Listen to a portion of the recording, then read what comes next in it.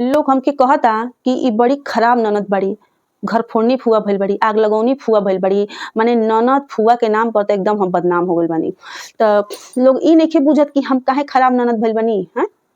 तो आज हम बताओ तनी कि काहे हम खराब ननद बानी। हम पहले बहुत सीधा-साधा रहनी, हम खराब ननद रहबे नहीं कइनी।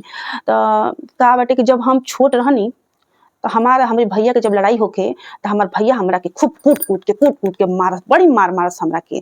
हम इतना रोई हमके का के मौके ना मिले कि हम उनकरा के कूटी। जैसे तनी से मौका पाई सोची कि इनकरा के मारी तले फुर से भाग जासी जैसे। एक दिन मिलन अकेले में तले उनका के मरनी कुटनी एके हाली एंगा मुक्का से, तले हमार मम्मी देख लेली। देखली त आके जौन ऊ हमरा के कुटली ऊ कुटली दुनू जानी मिल के हमरा के इतना कुटल लो, इतना मारल लो हमरा के कि ऊ सीन हम आज ले ना भुलानी। ठीक ना?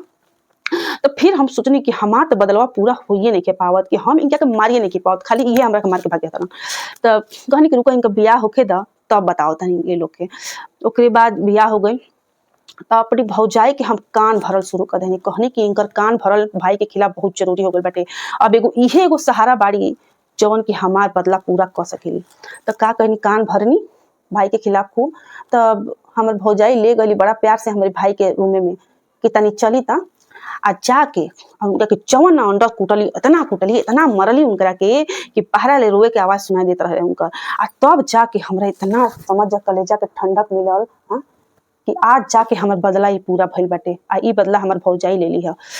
तो अभी इतने से काम नहीं चली, हाँ? बहुत हमके मरले बाटे लो। तो अभी आगे और भी कान भरे के बाटे, उनका कुटवावे के बाटे।